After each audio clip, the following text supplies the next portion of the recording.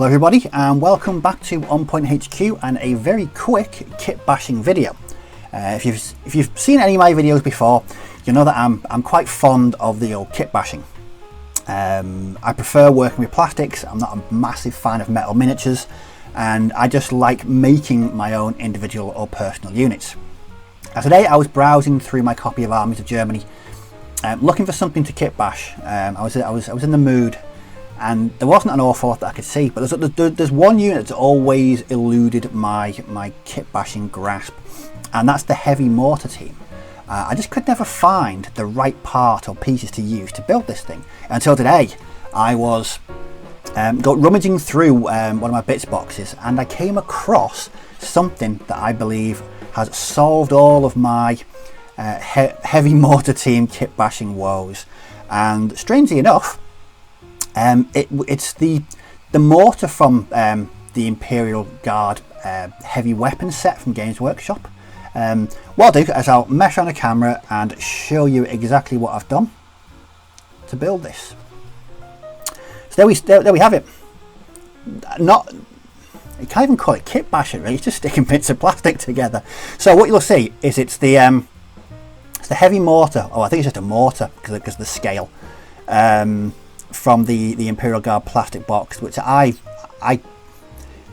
7-8 years I must have had these for. Anyway, I found that I thought the scale's a bit off, but having looked at some sort of reference photographs, these things were huge when compared to your average soldier. They were massive. So I thought, right, this will do the trick. So just a case of gluing it together, obviously filing off all the obligatory skulls and aquillas and all the other crap that is normally festooned over every piece of Imperial weaponry for reasons best known to no one. But I digress. On back to heavy mortars.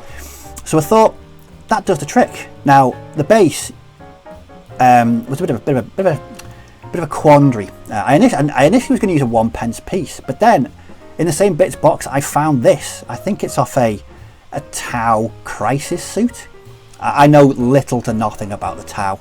I just know that I have some. But I used that, filed it flat, glued that onto there, and hey presto, I've got a heavy mortar. I mean, it passes for one. Once it's painted up, you won't be able to tell the difference. In fact, I'm going to leave most of the things on because it looks, from what I've seen from the reference photographs, it does kind of look sort of in that ballpark.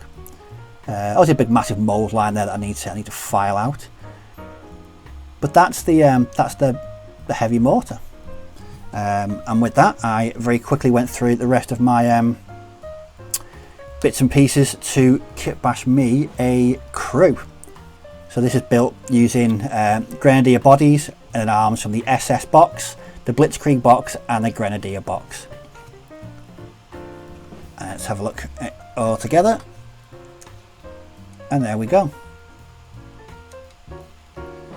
One German heavy mortar team for bolt action in less than 5 minutes.